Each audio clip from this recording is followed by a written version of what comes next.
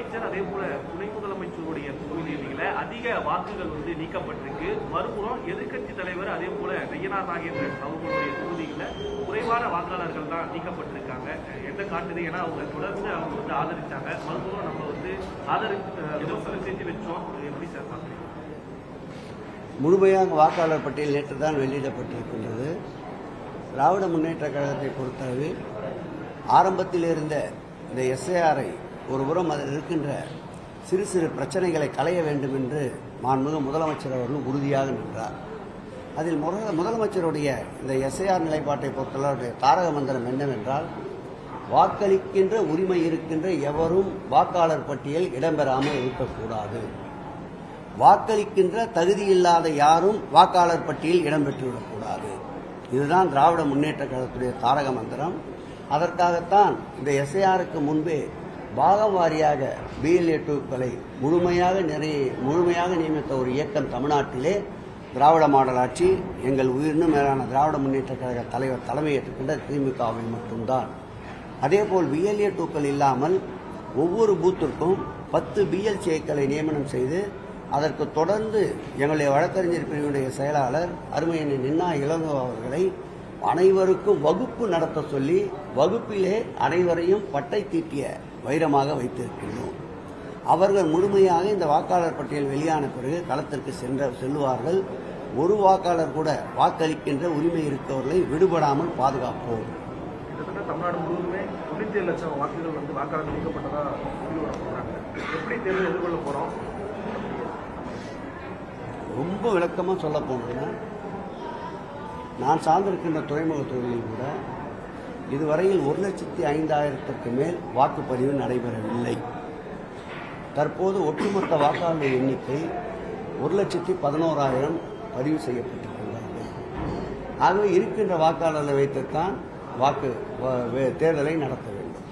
விடுபட்டிருந்தால் அவர் குறிப்பிட்டிருக்கின்ற இந்த ஜனவரி 9ஆம் தேதிக்குள் விடுபட்டவர்களை வாக்காளர் பட்டியல் சேர்ப்பதற்குண்டான அனைத்து முயற்சிகளையும் திராவிட முன்னேற்ற கழகம் மேற்கொள்ளும். எங்களுடைய முதலமைச்சர் வழிகாட்டுகிறோம். கடந்த தேர்தலில் திமுக போலி வாக்குகளை வைத்து ஆட்சியை பிடித்தது. திமுகவுடைய கனவு மண்ணோடு மண்ணாக 2011, 2016 தொடர்ந்து 2 முறை ஆட்சி அமைத்தது அதிமுக. அதற்கு என்ன கூற்றை இந்த எடப்பாடி பழனிசாமி சொல்ல போகின்றார்? ஒரு கட்சியினுடைய தலைவர், ஒரு எதிர்கட்சியுடைய தலைவர் வார்த்தைகளை கொட்டுகின்ற போது அந்த வார்த்தைகளுக்கு தகுதியான கருத்துத்தானா என்பதை ஆராய வேண்டும். அவர்கள் ஆட்சியில் இருந்தபோது இதே வாக்காளர் பட்டியலை வைத்துத்தானே ஆட்சிக்கு வந்தார்கள். அப்படி என்றால் அன்றைக்கு போலி வாக்காளர்கள் திமுக பக்கம் இருந்திருந்தால் அவர்கள் எப்படி ஆட்சிக்கு வர முடியும்? இதை ஊடக நண்பர்கள் தயவு செய்து அவரிடமே கேள்வியாக கேளுங்கள். தான் தேடி பிறரை நம்பா என்ற பழமொழிக்கு இந்த கூற்று உகந்ததாக இருக்கு. இப்போ தமிழ்நாட்டை விட பீகாரில் அதிக சட்டமன்ற தொகுதிகள் இருக்கு. ஆனால் பீகார்லேயே 65 லட்சம் தான் நீக்கிறாங்க.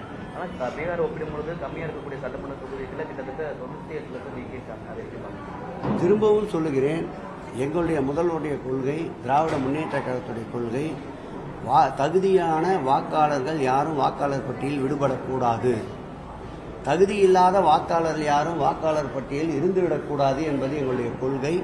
அதற்குண்டான கால நீட்டிப்பு இன்னும் இருக்கின்றது. அதற்குண்டான முழு முயற்சியில் தீவிரமாக களத்திலே திராவிட முன்னேற்ற கழகம் நிற்கும். ஏமாற்றியவர்களை ஏமாற்ற போகும் தேர்தலாக வரக்கூடிய 2026 தேர்தல் தமிழிசை தேர்தல். நிச்சயமாக தமிழிசைக்கு தொடர்ந்து பாவம் அந்த அக்கா மீது நான் நிறைய மரியாதை வைத்திருப்பேன். எங்கு திருக்கோயில் பார்த்தாலும் பாசத்தோடு இருப்போம். ஆனால் தொடர்ந்து அவருக்கு பாரதிய ஜனதா ஏமாற்றத்தை தான் தந்து கொண்டிருக்கின்றது. வாக்காளர் பெருமக்களும் ஏமாற்றத்தை தொடர்ந்து அவர்களுக்கு தேர்தலில் தந்து கொண்டுதான் இருக்கின்றார்கள். அந்த விரக்தியில் அந்த ஏமாற்றத்தை வேறு பக்கம் திருப்புகிறார்கள். அந்த ஏமாற்றத்துக்கு உரியவர், அந்த பிம்பத்திற்கு சொந்தக்காரர் அக்கா தமிழிசை தான். அவர்தான் வருகின்ற 2026 சட்டமன்ற தேர்தலிலும் ஏமாறப் போகிறார். அவர் சார்ந்திருக்கின்ற கட்சியும் தமிழக மக்களும் அவர்களை ஏமாற்றப் போகிறார்கள். நம்ம கடந்த 4 வருஷத்துல அறநிலையத்துறை சார்பா 7000க்கு மேற்பட்ட ஏக்கர் நிலங்களை நம்ம 9,000 கோடி இருந்துச்சு. 9,000 கோடிக்கு மேற்பட்ட நிலங்களை மீது நம்ம அறிக்கையெல்லாம் பண்ணுறோம். ஆனால் ஒவ்வொரு முறையுமே அந்த பொதுநல வழக்கு மதுரை பெஞ்சில் விசாரணைக்கு வரும்போது நீதிபதிகள் என்ன சொல்றாங்கன்னா, அறநிலைத்துறை சார்பாக இருக்கக்கூடிய அனைத்து நிலங்களையும் கையகப்படுத்துறத அறநிலைத்துறை தாமதமாக செயல்படுது, ஒவ்வொரு வழக்கிலையுமே ஆணையர் இணை ஆணையர்கள் நேரடியாக விசாரணை பண்ணணும்னு சொல்றாங்க. எந்த அளவுக்கு மக்களுடைய வாழ்வாதாரம் என்பதை நாம் கணக்கிட்டு பார்க்க வேண்டும். நீதிமன்ற உத்தரவுக்கு அடிபணிந்து நீதியின் சட்டத்தின் ஆட்சி நடைபெறுகின்ற ஒரு மாநிலம் என்றால் மாண்புமிகு தமிழக முதல்வர் தலைமையில் இருக்க இந்த மாநிலமாகத்தான் இருக்க முடியும். 40 ஆண்டு 50 ஆண்டு குடியிருப்பவர்களுடைய வாழ்வாதாரத்தையும் கணக்கிட்டு நீதிமன்ற உத்தரவையும் செயல்படுத்த வேண்டும் என்ற நோக்கத்தினால்தான் சில நீதிமன்ற உத்தரவுகள் தாமதப்படுத்தப்படுகின்றதை தவிர மறுக்கப்படுவதில்லை. நிச்சயமாக நீதிமன்ற உத்தரவை ஏற்று மக்களுடைய நலனையும் கருத்திலே கொண்டு நிச்சயமாக நீதிமன்றத்தின் உத்தரவுகள் செயல்படுத்தப்படும். திருப்பரங்குன்ற விவகாரம் தொடர்ந்து கிட்டத்தட்ட ஒரு 4 நாள் மேல விசாரணைக்கு போயிட்டு இருக்கு. இந்த பிரச்சனையை பர்டிகுலரா எதிர்கட்சியில் கையெடுக்கிறதுக்கான காரணம் என்ன நினைக்கிறீங்க? என் அப்பன் முருகன் திராவிட முன்னேற்ற கழகத்தினுடைய தலைவர், திராவிட மாடல் ஆட்சியின் நாயகனோடு இருக்கின்றார் என்பதற்காகத்தான் இதை ஊதி பெரிதுபடுத்த நினைக்கின்றேன்.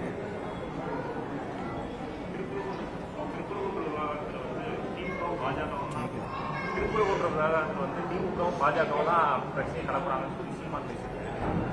நீங்களும் அதே சொல்லுங்க, அதான உண்மை. பாரதிய ஜனதா திட்டமிட்டு இனத்தால், மதத்தால், மொழியால் மக்களை பிளவுபடுத்த வேண்டும் என்று நினைக்கின்றார்கள். இந்தியாவினுடைய இரும்பு மனிதன் என்று போற்றப்படுகின்ற வல்லபால் பட்டேலினுடைய உறுதியும் நெஞ்சுரமும் கொண்ட திராவிட மாடல் ஆட்சியின் நாயகன் எங்கள் முதல்வர் இருக்கின்ற வரையில் இந்த பிரிவினைவாதத்திற்கு இடம் தர மாட்டார் என்பது சீமான் அண்ணன் அவர்களுக்கும் தெரியும். அரசியலுக்காக, பேட்டிக்காக, அரசியல் களத்திற்காக திமுகவையும் இதில் இணைத்துக் கொள்கிறார். திமுகவை பொறுத்தளவில் எல்லோருக்கும் எல்லாம் நிலைப்பாட்டில் உறுதியாக இருக்கின்றோம். இனத்தால், மொழியால், மதத்தால் தமிழக மக்களை பிளவுபடுத்த எந்த சக்தி ஊடுருவினாலும் நான் ஏற்கனவே சொன்னது போல் இரும்பு கரம் கொண்டு மாண்புமிகு முதல்வர்கள் அடக்குவார்கள். நிறைய வந்துச்சு, மேலே போட போறீங்க. எந்த பர்டிகுலர் விவகாரம்? ஏற்கனவே முருகன் வேலோட சுத்தி பார்த்தாரு. அண்ணன் எல் முருகன் என்ன ரிசல்ட் கிடைச்சது? இந்த ஆட்சியில் நடந்த போல் எந்த ஆட்சியும் நடக்கவில்லை. திருச்செந்தூரை போய் உதாரணமாக எடுத்துக்கொள்ளுங்கள். பழனி முருகன் திருக்கோயிலை போய் உதாரணமாக எடுத்துக்கொள்ளுங்கள். திருப்பரங்குன்றம் குடமுழுக்கை போய் ஒரு உதாரணமாக எடுத்துக்கொள்ளுங்கள். எந்த ஆட்சியில் அனைத்துலக முருகன் பக்தர் மாநாடு நடந்தது? 27 நாட்டை சார்ந்த முருக பக்தர் பங்கேற்றார்கள். லட்சக்கணக்கான மக்கள் 2 நாள் மாநாடு நடைபெற்றது. இந்த வரலாற்று சிறப்பு முருகன் புகழுக்கு புகழ் சேர்த்த ஆட்சி மாண்புமிகு தமிழக முதல்வர் ஆட்சி. நான் ஏற்கனவே சொன்னபோது கூட சொன்னேன், கந்த சஷ்டியில் ஒவ்வொரு முருகர் திருக்கோயிலும் 108 அரசு கலைக்கல்லூரியை சார்ந்த மாணவ செல்வங்கள், HRNC கல்லூரியிலே படிக்கின்ற, பள்ளியிலே படிக்கின்ற மாணவ செல்வங்களுக்கு கந்த சஷ்டியினுடைய வகுப்புகளை நடத்தி அவர்களையே முருகன் புகழை பாட வைத்த ஆட்சி இந்த ஆட்சி.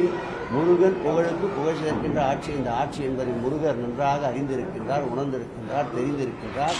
ஆகவே முருகர் கடல் எங்கள் முதல்வரோடு கைகோர்த்துக் கொண்டிருக்கின்றார். எந்த சக்தியாலும் முருகரை எங்களிடமிருந்து பிரிக்க முடியாது.